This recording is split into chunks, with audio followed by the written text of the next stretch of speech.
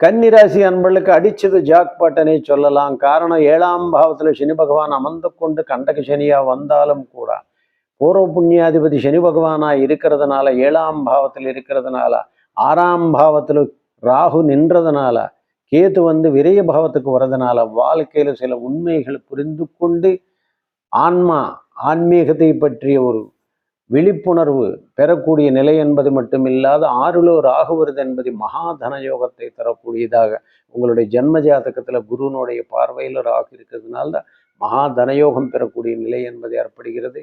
அது மட்டும் இல்லாமல் தனஸ்தானத்தை குடும்பஸ்தானத்தை குரு பார்க்கறதுனால குடும்பத்தில் தங்க தடையின்றி நமக்கு கல்யாண காட்சிகள் நடைபெறும். சுகஸ்தானத்தை பார்க்கறதுனால இந்த வண்டி வாகனங்களை வீடு வாங்கக்கூடிய பாக்கியம் என்பதை 6ஆம் பாவத்தை பார்க்கறதுனால எதிர்பாராத தனயோகம் கெட்டவன் கிட்டிட்டில் கிட்டும் ராஜயோகம் என்ற மிகப்பெரிய யோகம் கன்னிராசி நம்மளுக்கு கிடைக்கிறது.